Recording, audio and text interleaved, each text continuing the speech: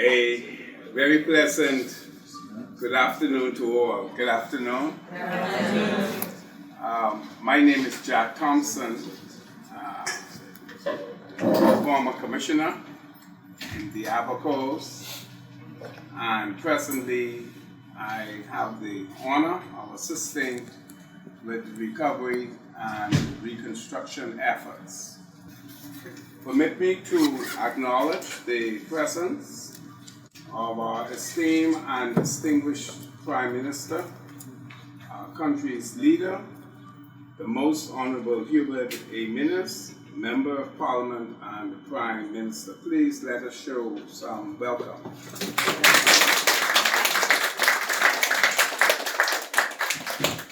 We are also pleased to have in the Prime Minister's party the Honorable Darren Henfield, who is the Member of Parliament for North Abaco and the Minister of Foreign Affairs, who is also with us this afternoon. Mr. Aaron Lewis is the newest member of the Cabinet of the Bahamas, and he is the Minister of the newly formed Ministry of Hurricane Preparedness, I call it, and Management. And we should like to acknowledge Mr. The Member of Parliament for Central and South Abaco. I should like to acknowledge the presence of Mr. James Albury. To my immediate left is Ms. Deanna Gardner, who serves as Chief Operating Officer in the Office of the Prime Minister and head of the Prime Minister's Delivery Unit. We also have from the Office of the Prime Minister, Ms. Erica Wells, and certainly we have Ms. Shanae Smith, who's also from the office. We're delighted to have visiting with us today one of your own hometown, Ms. Gaynell Gold. Ms. Gaynell Gold, for Director of Inland Revenue. I saw earlier Ms. Davis Delancey, who serves as the Assistant Commissioner of Police in the House, and she's accompanied by a number of our colleagues as well. Chief Superintendent, and police officers, and they're all here with us. We have Commander Henry Simmons, Commander of the Royal Bahamas Defense Force. Ms. Shonda Missick-Strawn is with us this afternoon. She is also with the Inland Revenue Department. And then, of course, your administrator, Ms. Lang. We also have with us this afternoon members of the Chief Consular and other members of the Council. We acknowledge you as well. We also have Ms. Carla Bain and Ms. Jasmine Hudson, superintendents with the Bahamas Customs, and they're in the house. There's no way anyone could have prepared for Dorian, but we're going to make best efforts to ensure that we are more ready in the future, because there will be more superstorms to come. We understand that there's a lot of work to be done. And I must say, looking around you today, as opposed to when I was here a few weeks ago, you ought to give yourselves a round of applause. You've been doing a marvelous job in terms of getting back to some sense of normalcy. So with a smiling faces, I see hope, I see a bright future. But most importantly, as I look all the way to the door, there's a very powerful sign. The officer would step to the right. 4 very, very strong words. Every Saturday, volunteer day. But there are 2 words that stand out. Every volunteer. We ask you to continue to partner with each other, to partner with the government. We will partner together, and by doing so, we will build a much better and stronger Bahamas. There's the pure reflection and essence of the Abaco spirit. We're used to doing things ourselves, pulling together when times are tough, and doing the things we need to do. And we've always been very proud of that, and I'm very proud of that. But Dorian was a different beast altogether. The devastation that ran and the damage we suffered is bigger than any one community, one island, one government, one administration. It's going to take a lot of hard work and a lot of help to get us to where we need to be. But if there's any group of people who can do it, it's us. I have the fullest and foremost confidence in that. Of course, I want to thank all of you. You know, often the work of those in the community themselves, even if there is no front page story or recognition, we all know that we have to pull together in times like this and help each other out. And that's what we're good at. International NGOs and charities and organizations, and as we all know here in Abaco, the second homeowners were also very much a part of our community. So I want to thank all of those persons as an Abaconian first and foremost, but to express that we're here to get a job done. It's not a short-term job, this is the long haul, but we're going to do it and we need to do it right. Thank you very much, James. Good evening, ladies and gentlemen. When I came in immediately after the storm, what I saw then, I was accompanied then by Baker's Bay Chairman, Melvin himself. And what we saw then is completely different from what we're seeing today. So I must congratulate you on the excellent work that you've done so far. Sure. That we will rebuild and we will come back even better and stronger, especially with your help and your cooperation. Now, to do that, the government has come up with quite a number of incentives so as to assist you in rebuilding. But not only would all of these items for rebuilding and planting and fixing up your landscaping and your boats and whatever else, not only would those items be tax-free, but they would also be VAT-free. So that would help you. If they require to hire a town planner, they can do that and move forward. If they require to hire additional structural engineers, they can do that. So the structural engineer can go about and assess your homes and make determinations as to which ones can be rebuilt or which ones has to be dismantled. They can do that, and they can do that in a matter of hours. In the responsibility, we would include Bahamian National Recovery and Reconstruction Trust Fund. So as the inspector go out and inspect their homes and make a determination that this particular home can be repaired, then the government would infuse a certain amount initially within that trust fund. And each home would be entitled to up to $10,000, but that's calibrated depending on the degree of damage. And the money don't go to the individuals personally, but the money will go to the vendor and the contractor. Tax-free purchases of all materials, furnitures, fittings, vehicles, equipment for all commercial and residential construction rehabilitation effort is one of the main initiatives that the government has offered. How do you access such services? We have an online registration form, and we also have paper form, manual forms available. The Prime Minister would have made mention of the one-stop shop that we have now set up at the government complex in Marsh Harbour. So the one-stop shop is going to facilitate all of the basic requirements that you find that you would need. You'll be able to go to that one-stop shop and be able to get all of the assistance that you would need.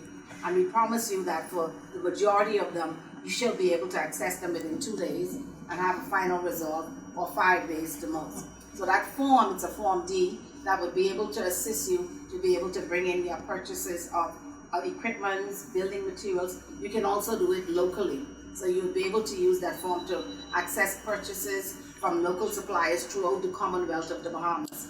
Once you would have done that, you will be assigned a unique number that will be your number to keep. And on that with that unique number, on the Form D, you're always going to make reference to that number. And the reference that you would make to that number will be able to assist us on identifying whether it's Gaynell's project and it's Gaynell's home that is being repaired and she's purchasing or she's bringing in stuff. Not only does it assist us, the government, and yourself, it also assists the local merchants, because if they're going to offer you something that is VAT-free and duty-free, they now need to be able to get that back.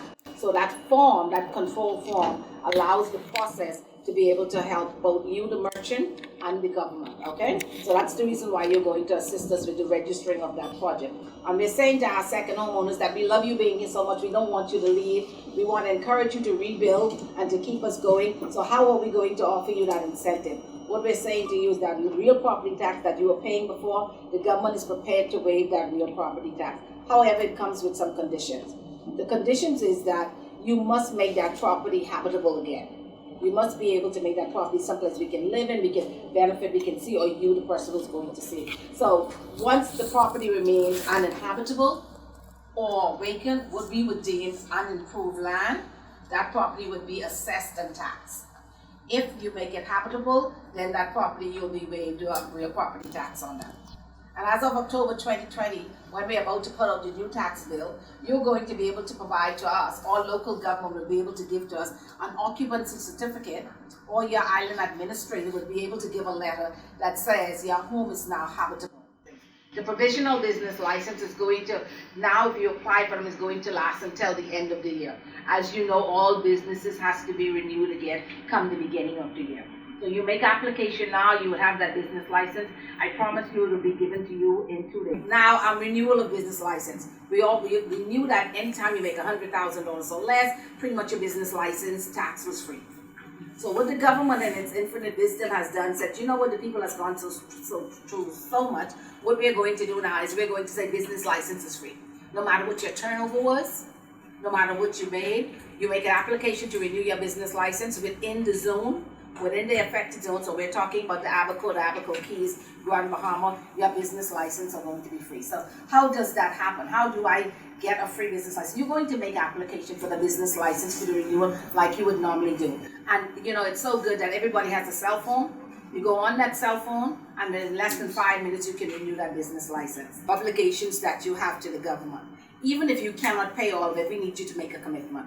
We need you to make a commitment because we need to be, so a fair estimate of what you feel is owed to the government, you can send that in, file that in to us, and whenever you get a good time, you can send that to us and say, listen, this was an estimate, but I now have my records up to date. I want to now update my records. Should you say that, listen, I really don't have anything, I cannot find anything, you know, it ran away in the storm, I did not keep digital records, everything was pretty much manual, we encourage you to go ahead and file 0. What that 0 does for us is it alerts us that you need us to come and help. So what that means is then we take our forensic audit team to come and assist you. We're going to talk about VAT credit for the sale of properties. A lot of persons will sit down and say, you know what, I don't know if I want to come back. I think I'm going to sell my property. Persons are interested in buying the property. If we have persons that are interested in helping us to develop Abaco, so Abaco can be great again, we're going to encourage those sales. Those sales are going to encourage, we're going to offer up to a 50% discount on the tax that is paid. So it's a sliding scale. We're going to make that information readily available for you. Yes. I have one quick question. Yeah. Mr. Ing was talking, they were talking about, you said there was no taxes and then no VAT tax. Does he mean duties? Yes. So, but now, what about fuel? When they talk about the generators and all that, is there going to be no duty on fuel? So there's no VAT, there's no VAT. I'm talking about Yes. duties. No, sir, there's no VAT on fuel. Any further questions? I came to the meeting today, and I have sort of been thrust into the position of being the interim local government council member because our council member is not available at this time. Basically, this community has pulled together in a tremendous way to make sure that we are moving ahead. We have had tremendous help from NGOs. We've had some help from the government. We've had a very short meeting with local council and administrator. And there are certain needs that we need on the island that only the government can provide. Yes, we've gotten help from outside sources, but there are some things that only the government can do. And I'm glad you're here now so I can look everyone in the face and say, this is what we need. And you can tell us, well, you can't do it, or you can help to assist in getting it done. Our immediate needs on this island are some means to get rid of our garbage. We had garbage problems before the storm because we only were allowed to take household garbage to our neighbors to the north. And we had problems with all white goods, etc., in reference to refrigerators, stoves, electric vehicles, etc. And we would have to put together and get our own money together in order to get those items shipped to Marsh Harbor. That has been, of course, exacerbated by the storm. Everybody has a house full of appliances obviously thrown outside. Everybody has yard debris. Everybody has construction debris. We have no government land on this island in order to put a dump. So we have to get the stuff off of the island. At present, there's no heavy equipment on this island. We cannot do anything. We can't move anything except we pick it up with our hands and throw it in a truck. Every piece of heavy equipment on this island is destroyed. So we need some means to get the garbage off of the island, and that is a problem because the company that has the facilities to do that has now been delegated down to 1/3 of their supply. So of course, Hopetown and Manawa are getting all the service, and we're having to fight for the scraps. The council has said they're going to help us to get this stuff done, but it's been 2 months now. We've been waiting a long time. We need some definite answers on how we can get rid of the garbage on this island. We need somewhere to lay down the stuff that can be burned, because we don't have any government land to put it on. We need somewhere to get rid of that material that is going to be shipped over to Marsh Harbor, and we need the equipment to get it off of the ground into a truck and sent over to Marsh Harbor. That is an absolute positive need that has to be done. We need a customs and immigration officer on this island, right here, not that island over there, to be able to clear those items when they come in.